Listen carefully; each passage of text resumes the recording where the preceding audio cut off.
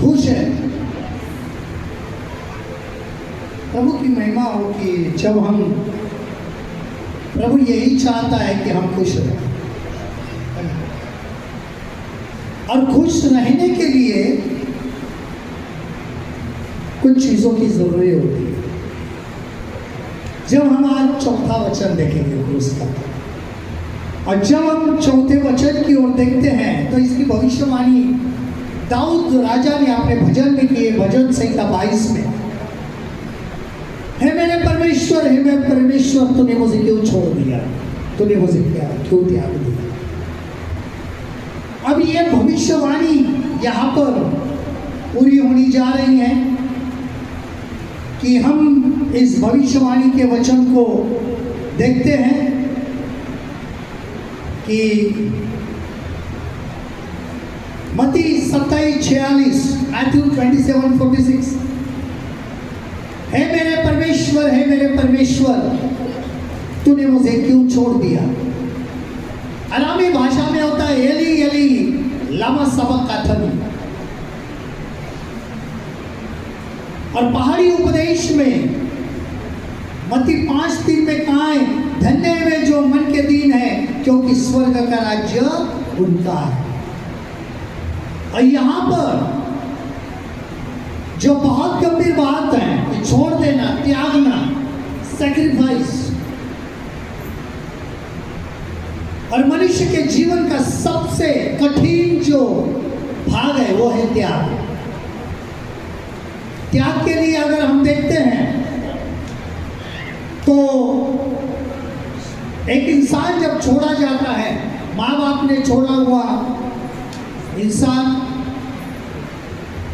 पति ने छोड़ी हुई पत्नी, और समाज के द्वारा त्यागा हुआ एक व्यक्ति, जैसे उसकी हालत होती है उसी प्रकार यह हालत शरीर में है। अंधकार छाया हुआ है। देखिए, जब कोड़ों की मार खाई गई थी तो हम सिर्फ 39 कोड़ों की बात करते हैं, नहीं, लेकिन 39 कोड़े कैसे खाए ये कभी सोचते नहीं। एक लकड़ी का डंडा होता था, उसको 9 चमड़े की रस्सियां, हर एक चमड़े के रस्सी को 9 शीशे के गोले, और हर एक शीशे के गोले को एक खिले का हुक। जब एक कोड़ा लगाया जाता था तब 81 जगह से मांस उखाड़ा जाता था। एक कोड़ा मारा जाता था, उसको मांस अटकता था और खींचने के समय मांस निकल जाता था। ऐसे पूरे बदन पर 39 कोड़े। तो पुराने नियम में एक सजा थी कि कोई भी अपराधी हो तो उसको या तो 39 या 40 कोड़े लगाए जाए, फटके मारे जाए।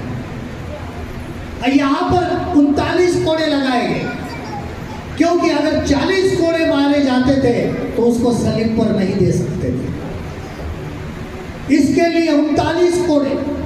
लेकिन ये कोड़े की हालत देखेगी तो अति भयानक। आज हमारे अगर उंगली में कहीं सुई भी चुभ जाती है तो हमें दर्द होता है, लेकिन ये 39 कोड़े।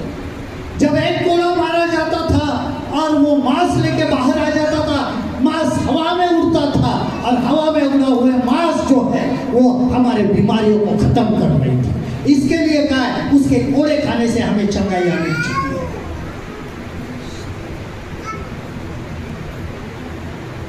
और जब यहां पर ऐसे 39 कोड़े खाए तो उसको जख्म थे 3159 जख्म थे, पूरी रीति से लुहान है, कहीं भी मांस बचा हुआ नहीं है। दोपहर का समय हो चुका है, सुबह 9 बजे से सलीब पे है। अब ये जो समय है 12 बज गए हैं, 12 से 3 सलीब पे नहीं है, 9 से 3 सलीब पे। 9 से 12 बजे तक 3 वचन उसने कहे। अब ये जो दूसरा प्रहर है, यहाँ पे ये कहता है हे परमेश्वर तूने मुझे क्यों त्याग दिया? क्योंकि अंधेरा है, सारी दुनिया का पाप उसके ऊपर डाला गया है और परमेश्वर पाप को देख नहीं सकता है, इसके लिए परमेश्वर पिता ने अपने मुंह को फेर लिया है और सारी दुनिया में अंधेरा छाया। जो कहता है मैं जगत की ज्योति, वो अंधेरे में है। और जब इतना कोड़े खाए, लहू लुहाने, वो अकेला अंधेरे में है, लेकिन फिर भी मानसिक संतुलन ठीक है। एक इंसान अगर जब इस स्थिति में होता है तो उसका मानसिक संतुलन बिगड़ जाता है। वो कुछ ना कुछ अपशब्द बोलने लगता है, लेकिन आज तक इस वक्त तक एक भी बुरा शब्द नहीं निकला है। जब कार्ल मार्क्स जब मर गया तो उसके सचिव ने, उसके सेक्रेटरी ने उसको पूछा कि आखिरी शब्द आपके क्या लिखे जाए, तो उसने कहा था गेट आउट। उसको यहां से तू चला जा। हमारे आखिरी शब्द जो है वो हमारे जीवन को दर्शाते हैं, और उसके ये आखिरी शब्द जो है, उसके 3 वचन जो है हमने सुने। अब चौथा जो है त्याग है, सैक्रिफाइस। स्वर्ग छोड़ के आया है, अभी तक सब ठीक था, लेकिन दर्द एक है कि पिता ने भी उसको छोड़ दिया। ये वो दर्द है कि बाइबल में लिखा है कि उसके मित्र उसको छोड़कर भाग जाएंगे, वो अकेला है।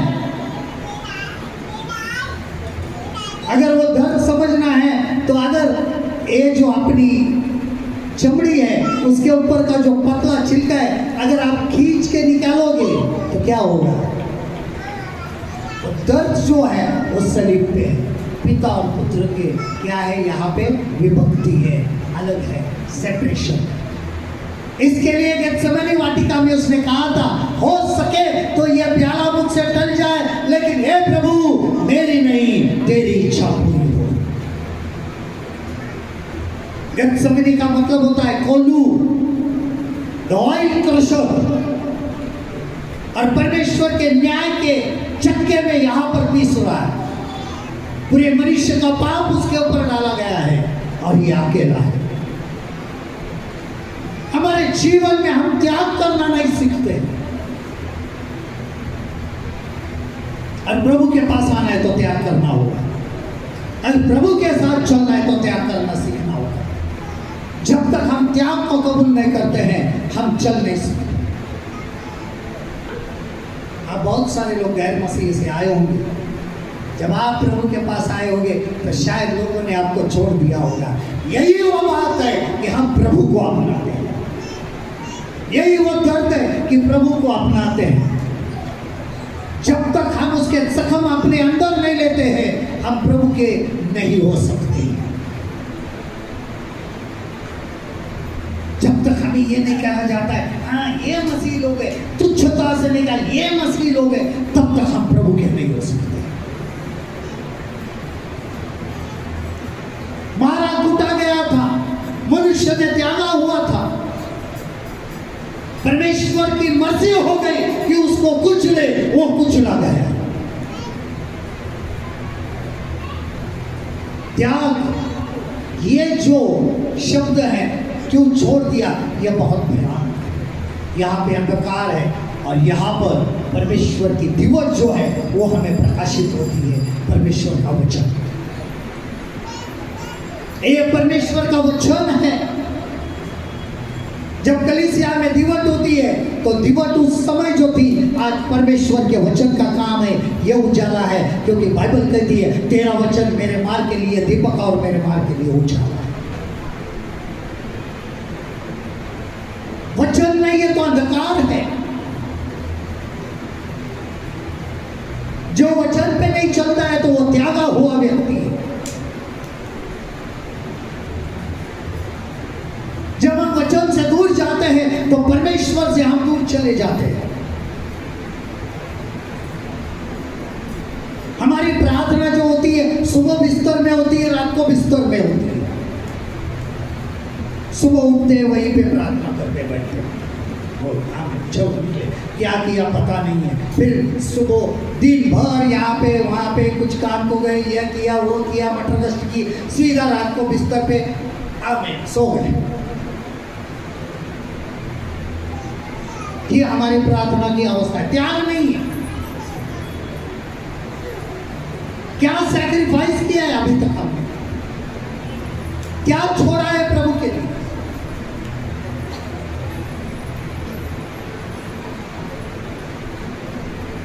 कभी कभी कहा जाता है शराब छोड़ना छोड़ दो। क्या हुआ पास्टर जी, शराब से क्या होता है? प्रभु ने कहा जो अंदर जाता है उससे दूषित नहीं होता।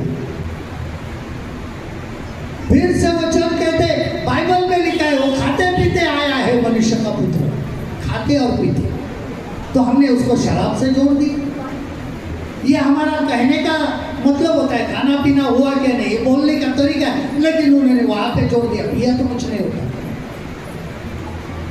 फिर बोलते पौलुस ने तिमुथियुस को कहा था अपने पेट दर्द के लिए थोड़ा थोड़ा दाख रस है। दाख रस में और शराब में बहुत फर्क है।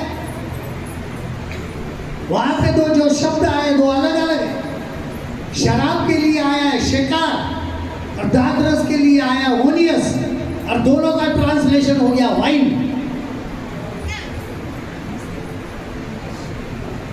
तो कौन सी वाइन? लेकिन छोड़ते नहीं। एक महाशय ने मुझे कहा था, जब मैंने उनको कहा था कि तंबाकू छोड़ दो, क्या छोड़ दो? तंबाकू। तंबाकू कहाँ लिखा है इधर? पहली बात तो कहाँ लिखा है? इधर लिखा नहीं। शराब का ठीक है, तंबाकू का नाम नहीं लिखा है। पवित्र शास्त्र कहता है तुम्हारा शरीर पवित्र आत्मा का मंदिर है, और जो कोई भी इसका नाश करेगा परमेश्वर उसका नाश करेगा। तंबाकू खाने से तो कैंसर तो होता ही है ना। तो इस सड़े हुए शरीर में परमेश्वर कहां से रहेगा? एक महाशय ने कहा था तंबाकू परमेश्वर ने बनाई है। पास्टर जी आप बाइबल ध्यान से पढ़ो। किसने बनाई? मैंने बोला कहाँ बनाई? बोले आप उत्पत्ति पढ़ो, बोले ध्यान से। वहां पे लिखा है परमेश्वर ने सारी वनस्पति बनाई और देखा वो अच्छा है। देखो बोले ये अच्छा भी है। अब सोचो कैसे होशियार लोग हैं। अपने लोग जो पवित्र शास्त्र पढ़ते हैं ना, तो उसमें से कुछ गलत करने को मिला इस उद्देश्य से पढ़ते हैं। मैंने बोला तंबाकू उसने नहीं बनाई है, तूने बनाई है। बोले मैंने कहाँ से बनाई? मैं बोला आगे भी पढ़ लेना बाबा। उतना ही लेके बैठा है कि परमेश्वर ने हर एक वनस्पति बनाई और देखा वो क्या है, अच्छा है। आगे भी पढ़। आदम के बाद क्या हुआ? आदम ने पाप किया और आदम को प्रभु ने कहा आज के बाद तेरे वजह से इस पृथ्वी को शाप आया है। आज के बाद ये तुझे भोजन नहीं देगी, अन्न नहीं देगी, तो कांटे देगी और ऊंट कटारे देगी। वही ऊंट कटारे जो है वो तंबाकू है, जो तेरे पाप के वजह से है, परमेश्वर के वजह से नहीं है। लेकिन हम त्यागना नहीं चाहते। संसारिक बन गए हम। क्या बन गए? संसारिक। संसार में डूबे हुए, संसार को छोड़ नहीं पा रहे, और संसार से मित्रता परमेश्वर से पैर है। जब तक संसार को नहीं ताकते परमेश्वर से मित्रता नहीं होती। इसके लिए जो त्याग है वो हमारे जीवन के लिए बहुत जरूरी है। जब हम प्रभु के वचन को अपनाते तब उजाला होता है और अंधेरे से हम बाहर आते हैं। अगर उजाले में आना है तो हमें अंधेरा त्यागना पड़ेगा, ताकि हमें उजाले में आने के लिए वो अंधेरे में चला जाए। उसके बाद 5वां वचन है यूहन्ना 19:28, मैं प्यासा हूं। अब ये जो चीज है जीवन का जल पिलाने वाला, और यहाँ पे प्यासा खड़ा है, चिल्ला रहा है मैं प्यासा हूं, आई एम थर्स्टी। और ये वचन जो है ये क्लेशदायी वचन। कुछ भी हो, इंसान के लिए पानी बहुत जरूरी होता है। आप देख सकते हैं पूरे डिहाइड्रेट हो गया हो, कुछ नहीं है, मांस नहीं है, तो पानी कहां से रहेगा शरीर? खून नहीं, खून बह चुका है। जिस लकड़ी पे टंगा है वो लकड़ी खास किस्म की लकड़ी थी, जैसे धूप में पड़ी थी तो धूप में पड़ने के वजह से उस लकड़ी में से गर्म तेल निकल रहा था और वो उसके जख्मों में जा रहा था।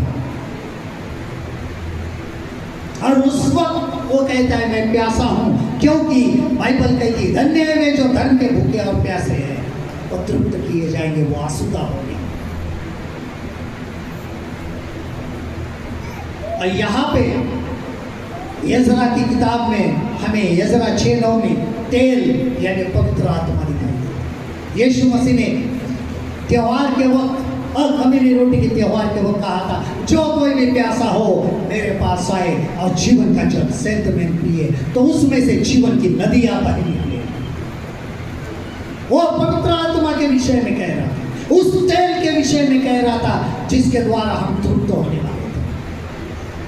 फिर भी जैसे पानी के लिए हाफ दिए, हे मेरे पिता मैं तेरे लिए हाफ रहा। अब ये दर्द जो है वो पानी प्यास के रूप में बाहर आया है। क्या हम प्यासे हैं? हम कितना वचन पीते हैं, हम कितना वचन खाते हैं, हम पवित्र आत्मा को रोजाना प्याला पीते हैं या नहीं?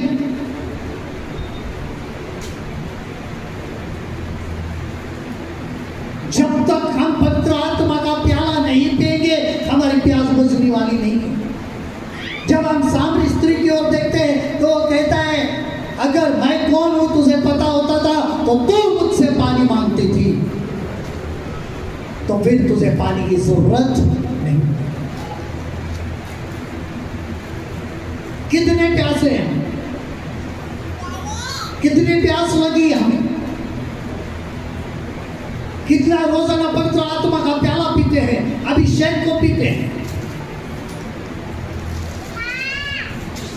उन 12 लोगों ने पूरी दुनिया को हिला दिया। उसको कहा गया है देखो दुनिया को उलट पुलट करने वाले यहाँ पर आ गए हैं। आज तो एक पूरा मसीह समाज है, लेकिन हम अपने बाजू वाले को नहीं हिला पाए हैं, दुनिया को क्या हिलाएंगे? कहाँ है वो पवित्र आत्मा की सामर्थ्य?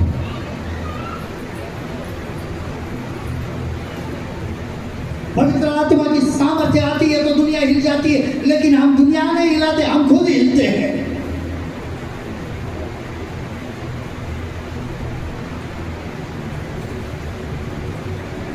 और देखो दुनिया को प्यास, आज भी उसको प्यास लगी, आत्माओं की प्यास लगी। क्या हम उसकी आत्मा की प्यास बुझाते हैं?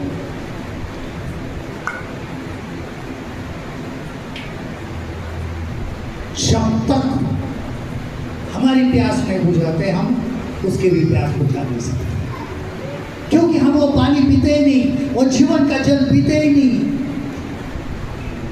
वचन को खाते नहीं, पीते नहीं है। हमारा बाइबल पढ़ना तो कैलेंडर क्रिश्चियन हो गया। काम को जाते वक्त कैलेंडर का एक आज के तारीख का वचन क्या है वो पढ़ने का, निकल जाने का। वहां पे इसके लिए दिया होता है कि वो अध्याय तुम पूरा पढ़ो, इसके लिए वचन दिया। लेकिन हम उतना पढ़ते हैं, वहां पे लिखा होता है आज के दिन प्रभु तुम्हें क्या करेगा, आशीषित करेगा। और क्या हो जाता है, आपके 1000 रुपए गुम हो जाते हैं। प्रभु आज का वचन था आशीषित करेगा, फिर 1000 रुपए गुम हो गया, ऐसा कैसा उल्टा हो गया? अगर पूरा वचन पढ़ता था तो पता चलता था ना। अगर तू मेरे नियमों को मानेगा और उसके अनुसार चलेगा तो आज के दिन मैं तुम्हें आशीषित करूंगा। लेकिन हमने आधा ही पढ़ी, बाबा पूरी बाइबल पढ़ लेता, कैलेंडर क्रिश्चियन हो गया, चलो हो गया। कितनी प्यास है हमारे जीवन, कितनी बाइबल पढ़, एक मैं बात हमेशा बताता हूँ, पास्टर जी आपको जन्मदिन के लिए बहुत बुलाया जाता होगा ना, आज हमारे बच्चे का जन्मदिन है, आ जाओ, बच्चे का जन्मदिन है, आ जाओ। कभी बुलाया गया पास्टर जी हमारे बेटे ने बेटी ने बाइबल पढ़ के पूरी की है, फंक्शन रखा है, बुलाया कभी?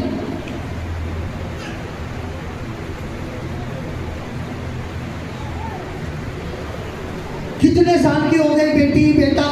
25 साल का, 25 बार बाइबल पढ़ी है?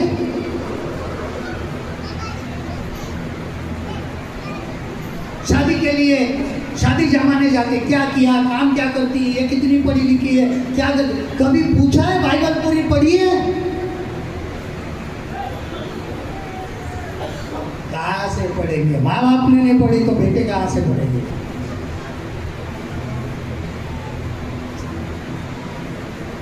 कभी कभी मैं बोल देता हूँ भाई यहूदा की किताब का 4था अध्याय 5वां वचन निकालो, जरा पढ़ो क्या लिखा है। जूड चैप्टर 4 वर्स 5, यहूदा की किताब का 4था अध्याय का 5वां वचन।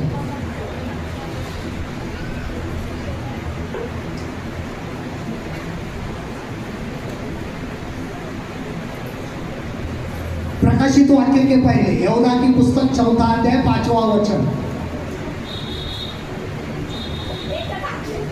खोला क्यों फिर बाइबल?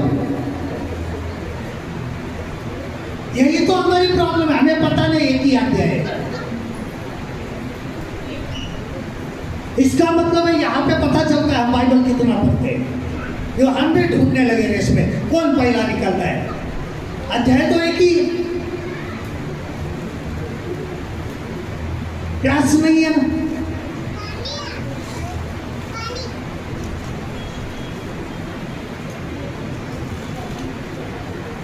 आज के बाद पास्टर जी बर्थडे को तब तक नहीं जाना है जब तक बाइबल पढ़ के पूरी नहीं होती।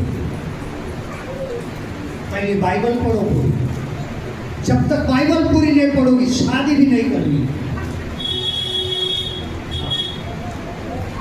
क्योंकि ये जीवन है, ये रोटी है, इसके ऊपर ही आपका वैवाहिक जीवन भी निर्भर है और आपका जीवन भी निर्भर है। इतना याद रखो, इसको पियोगे खाओगे तो जीवोगे, क्योंकि मनुष्य केवल रोटी से नहीं परमेश्वर के मुख से निकलने वाले हर एक वचन से जीवित रहेगा। और इसके लिए ये 5 वचन जो है कि मैं प्यासा हूं, एजरा में वो तेल है, वो अभिषेक, वो पवित्र आत्मा का अभिषेक रोजाना चाहिए। उसके बाद 6वां वचन है पूरा हुआ, इट्स फिनिश्ड। यूहन्ना 19:30 में कहा है सब कुछ उसने देख लिया और फिर कहा पूरा हुआ। पूरा हुआ यूनानी शब्द है तेतेलेसतई, और ये तेतेलेसतई जो शब्द है वो तब इस्तेमाल किया जाता था जब लेन देन पूरा हो जाता है। जब एक कर्जदार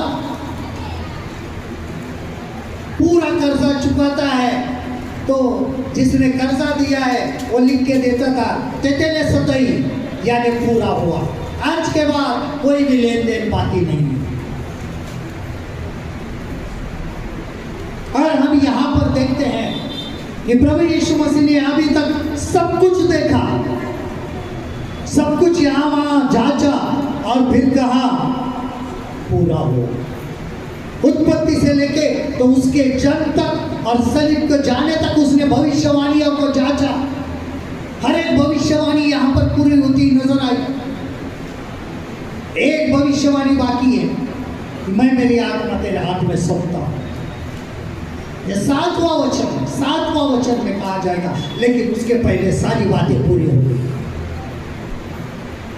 आजू बाजू यहाँ वहां उसने नजर दौड़ावी और देखा पूरा हुआ, यस पूरा हुआ। क्या हम आज कह सकते हैं प्रभु मैंने तेरा काम पूरा किया? जैसे कि पौलुस ने कहा है कि मैंने मेरी दौड़ पूरी की है, अब मुझे बुलावा है। क्या हम कह पाएंगे प्रभु हाँ मैंने मेरी दौड़ पूरी की है, मैंने मेरी सेवकाई पूरी की है, मैंने जो तूने मुझसे जो वादा किया था और तूने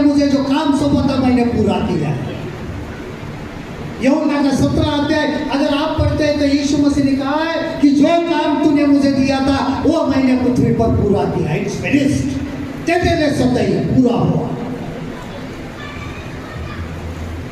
और जब पूरा हुआ देखते हैं तो हमें यहाँ पे एजरा 6:9 नमक की याद आ जाती है। नमक यानी हमारी गवाही। गवाही वो है जो काम पूरा करती है। यहाँ पर यीशु मसीह ने गवाही दी, पूरा हुआ। हे प्रभु, तूने जो मुझे उद्धार का काम दिया था पूरा हुआ, यही मेरी गवाही है। क्या हम गवाही कितनी देते हैं प्रभु की? हाँ प्रभु, काम पूरा हुआ। अगर खाने में नमक नहीं है तो स्वाद नहीं है, बेस्वाद हो जाता है। और एक मसीही व्यक्ति के जीवन में गवाही नहीं है तो बेस्वाद है। इसके लिए उसने कहा तुम पृथ्वी के नमक हो। कहाँ है वो नमक? कहाँ है गवाही हमारी? रोजाना एक गवाही हमें जिंदा रखा, यही बहुत बड़ी गवाही है कि उसने हमें आज तक जिंदा रखा। बहुत सारे लोग ऐसे हैं कि वो आज जिंदा भी नहीं है। क्या है गवाही? क्या हमारे पास गवाही नहीं है? गवाही नहीं तो हमारे जीवन में कोई स्वाद नहीं है। बस ये जीवन जो है बेस्वाद है अगर गवाही नहीं है। टेस्ट एंड टेस्टमनी ये साथ में चलते हैं। हमारी गवाही, अगर आज बहुत कुछ मसीह समाज जो है वो सुधर गया, नहीं तो मसीह बोलेंगे तो है ना? गैर मसीह लोग क्या कहते हैं? मसीह दूसरा कुछ नहीं आता है।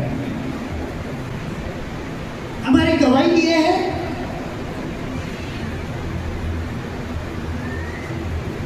क्या हिम्मत है बोलने की हाँ मैं मसीह हूं?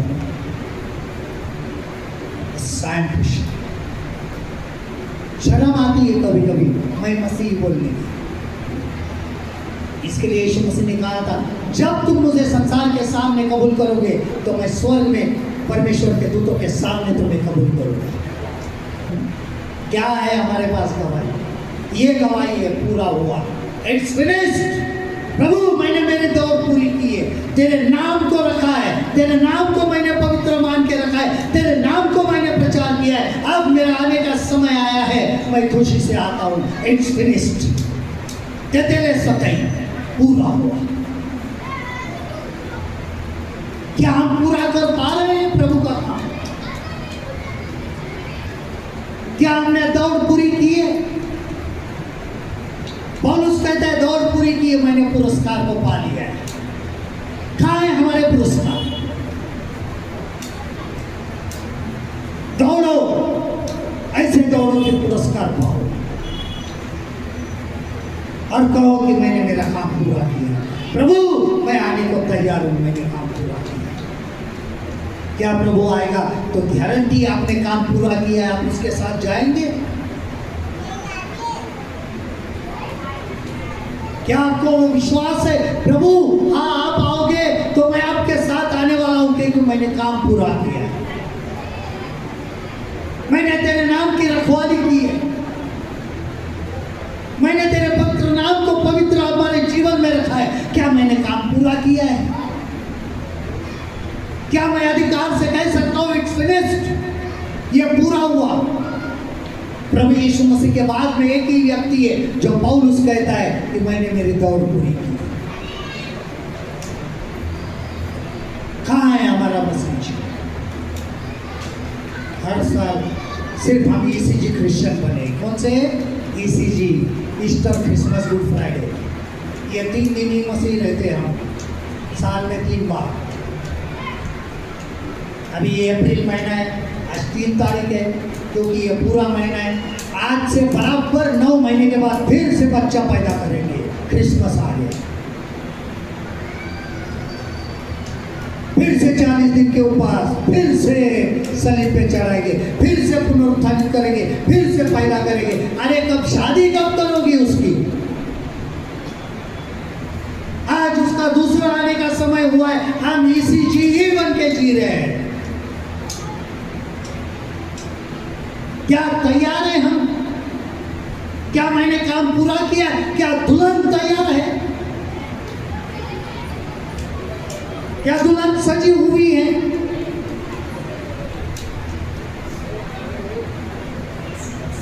क्या दुल्हन ये कह सकती है हाँ प्रभु यीशु आ? प्रकाशित वाक्य के आखिरी वचन में लिखा है आत्मा और दुल्हन कहती है हाँ प्रभु यीशु आ। क्या कलीसिया कह पाएगी काम पूरा किया है? हाँ प्रभु यीशु मसीह, काम पूरा हुआ है। क्या गवाही हमने गवाही दी है, विश्वास की रखवाली की है प्रभु यीशु मसीह। हमारी गवाही सही होना बहुत जरूरी है। प्रभु यीशु मसीह ने कहा पूरा हुआ, आज भी हमें काम पूरा करना है। और उसके बाद आखिरी वचन उसने कहा, 7वां वचन जो है पिता मैं तेरे हाथ अपनी आत्मा सौंपता हूँ। लूका 23:46।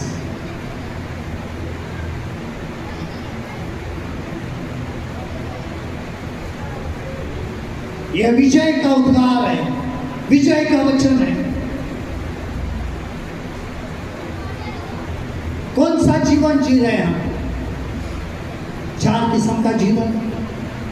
एक स्वाभाविक जीवन जब हम पैदा होते हैं, दूसरा आनंद काल का जीवन जब हम यीशु मसीह को अपनाते हैं, तीसरा आनंद काल के जीवन में हम जब आत्मा में चलते हैं तो आत्मिक जीवन होता है। यहाँ पर आके सब रुक जाते हैं, लेकिन चौथा जीवन कोई नहीं जीने पाता है, जिसको ट्राइफंट लाइफ का है, विजयशाली जीवन। और विजयशाली जीवन में वो होता है कि हम समस्याओं की बात जोते हैं, समस्याओं की राह देखते हैं। पौलुस कहता है मैं समस्याओं की राह देख रहा हूं। उसने विजयी जीवन जिया। प्रभु यीशु मसीह कहता है हाँ इट्स फिनिश्ड, अब मैंने विजय प्राप्त किया है, अब मैं तेरे पास आता हूं, एक सुरक्षित हाथों में अपने आप को समर्पित करता हूं। क्योंकि उसने कहा था मैं मेरे प्राण देता भी और उसको लेने का भी अधिकार मुझे है, यानी इच्छा मृत्यु उसके पास है। क्या हमने हमारा जीवन सही हाथों में समर्पित किया? क्या हम सुरक्षित हैं उन हाथों में? क्योंकि 1:4 में कहा है सोना, जो 7वां यहाँ पे वचन है वो है सोना, यानी शुद्धता और परमेश्वर का राज्य। जब हम समर्पित होते हैं तो परमेश्वर का राज्य हमारे जीवन में आ जाए। प्रभु यीशु मसीह ने अपना काम पूरा किया, पुनरुत्थित हुआ और दाहिनी ओर जाके बैठा, राज्य कर रहा है। जब वो पैदा हुआ तो 3 बातें उसको दी गई थी, सोना, मुर्रा और लोबान। सोना राजा को दिया जाता है, अधिकार का चिन्ह है। मुर दुख जो सहन करने वाला होता है उसके विषय में कहा जाता है, और लोबान जो है मध्यस्थता को, बीचवाई को दर्शाया गया है कि प्रार्थना करने वाला। ये तीनों भी काम प्रभु यीशु मसीह। क्या समर्पित है हमारा जीवन? कितना समर्पण है हमारा? यह की किताब 47 अध्याय अगर आप देखोगे तो वहां पे लिखा है कि पूर्व दिशा से मंदिर में से वो पानी बह रहा था। तब एजकेल ने कहा एक दूत मुझे 1000 हाथ नाप के लेके गया, तब पानी टखनों तक था, फिर और 1000 हाथ नापा पानी घुटनों तक था, फिर और 1000 हाथ नापा पानी कमर तक था, फिर और 1000 हाथ नापा पानी छाती तक था कि मैं तैर के जाऊं। ये चारों हमारी पोजीशन बताते हैं पवित्र परमेश्वर। जब टखनों तक पानी है तो वो हमारा चलने का, मसीहत में चलने का जीवन बताता है। घुटनों तक पानी हमारा प्रार्थनामय जीवन बताता है। कमर तक पानी हमारा सेवकाई का जीवन बताता है, और पूरी रीति से छाती तक पानी है कि हमारा पूरी परिपूर्णता से डूबा हुआ परमेश्वर का जीवन बताता है। कितने हम परमेश्वर में डूबे हैं, कितने समर्पित हैं, उसको समझना बहुत जरूरी है। क्या हमने अपने आप को सौंप दिया है प्रभु के हाथ में? क्या हमारे हृदय में प्रभु राज करता है?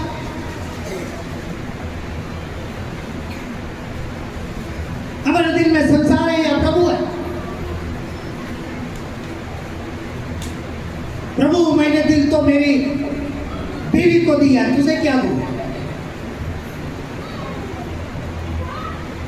पति बोलता है मैंने मेरी बीवी को दिया है, पत्नी बोलती है मेरे पति को दिया है, मेरे पास तो एक ही दिल है। किस किस को दूं दिल? सारी दुनिया को दिल बांटेगा लेकिन प्रभु को नहीं देगा। सारी दुनिया को समर्पित होगा लेकिन प्रभु को समर्पित नहीं होगा।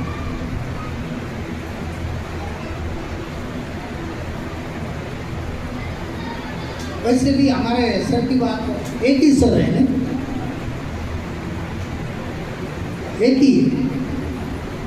कभी भी देखो एक मेरे पास एक व्यक्ति आता था तो हर सप्ताह पास्टर जी प्रार्थना करो सर दुखता है, नेक्स्ट संडे प्रार्थना करो सर दुखता है। उसके मैंने उसको एक ही दुखते कितने वैसे एक ही दिल है। जब प्रभु के हाथ में होगा तब बाकी सब ठीक हो जाएगा। हमारे जीवन में ठीक क्यों नहीं है? क्योंकि दिल जो है सही हाथों में नहीं है। विश्वास है, विश्वास सबके पास है ना, है ना? विश्वास होता है सबके पास, सबके पास है लेकिन सही जगह नहीं है ना? डॉक्टर के पास जाते हो, कभी उसकी डिग्री चेक की है क्या? ये फेक है क्या ओरिजिनल है? कभी कहा है डॉक्टर को बताओ डिग्री? किसी ने कहा है क्या? नहीं कहा। और डॉक्टर ने बाहर नाम लिखा है डॉक्टर सो एंड सो, उसकी डिग्री लिखी है लेकिन विश्वास उसके ऊपर बाहर लिखा है। अभी वो डॉक्टर कहते हैं तुम्हें आगे हार्ट का प्रॉब्लम है, ईसीजी निकल गई। किसका प्रॉब्लम है? फिर हम भी विश्वास करते हैं ना हार्ट का है, ऑपरेशन करना पड़ेगा, उसके लिए इतना इतना खर्चा आएगा। हम भी कह रहे हाँ करो, अस्पताल में है, ऑपरेशन थिएटर पे हैं, आपको बेहोश किया गया है, सोए हैं आप, डॉक्टर ऑपरेशन शुरू करता है, पूरा फाड़ के रखते हैं और जो ऑपरेशन करने वाला है उसको हार्ट अटैक आ रहा है।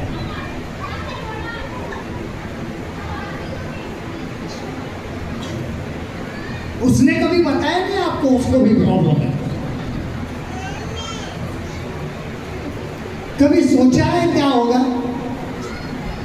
आपके पास पहले ही साइन लिया है, कुछ भी हो गया तो हमारी जिम्मेदारी, बिल पहला ही लिया है, तुम मरो या जियो बिल पे है। हमारा विश्वास ऐसे व्यक्ति पर है जो अपने आप को सही नहीं कर सकता है, लेकिन जो सही कर सकता है उसके ऊपर हमारा विश्वास है। उसको ट्यून करो। डॉक्टर का प्रिस्क्रिप्शन पढ़ने को किसको किसको आता है? सिर्फ दो व्यक्ति पढ़ते हैं, एक मेडिकल स्टोर वाला, एक दूसरी नर्स। फिर हम लिखते हैं, हमें ऐसा लगता है कि हमें बहुत पढ़ने को आता है, डॉक्टर को बोलते हैं हाँ ये दिया है, पढ़ने को कुछ नहीं आता है। फिर हम मेडिकल स्टोर जाते हैं, फिर वो पर्ची दिखाते हैं, वो पर्ची लेता है, ऐसा देखता है, आपको यहाँ से देखता है, फिर से देखता है दवा कौन सी है। जो पढ़ने को नहीं आता वो पढ़ने की कोशिश करते हैं और जो पढ़ सकते उसको कभी पढ़ते नहीं।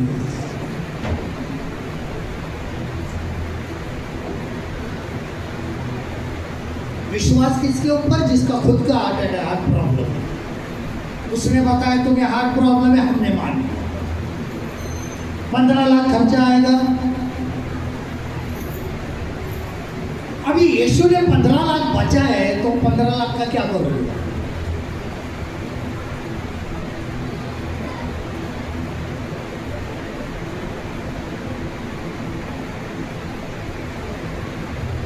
ठीक किया ना अभी यीशु मसीह ने, चलो दिल ठीक हो गया तुम्हारा, प्रार्थना की दिल ठीक हो गया। फिर कितने बचे ऑपरेशन के?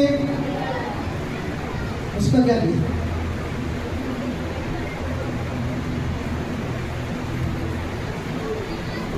अरे बच गए, चलो हम ठीक हो जाएंगे। चलो इधर घूमेंगे उधर घूमेंगे। प्रभु बोलता है तुझे घूमने के लिए ठीक नहीं किया है बाबा, मैंने मेरा काम करने के लिए ठीक किया। बचपन में आप एक सॉन्ग आते थे, आखिरी बोलता हूँ, उपासना संगीत आपलं नाही का, अर्पितो प्रभूला सर्वच काही त्वरेने माझ्या मनी तू राही, अर्पितो प्रभूला। सही में तो मैंने वहां पे जोड़ा था, अर्पितो प्रभूला सर्वच काही खिशामध्ये चाराने शोधित राही, अर्पितो प्रभूला। बराबर आपको पता नहीं, आजकल के बहुत होशियार हैं, 1 2 3 4 10 की नोट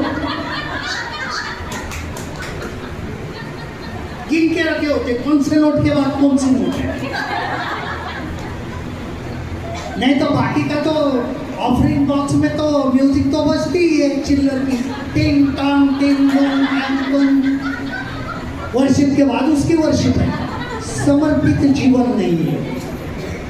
और यही 7वां वचन है, हमें अपने आप को समर्पित करना, सिर्फ तन से नहीं, मन से नहीं, आगे धन से प्रभु के लिए समर्पित होना जरूरी। आइए हम खड़े हो जाए।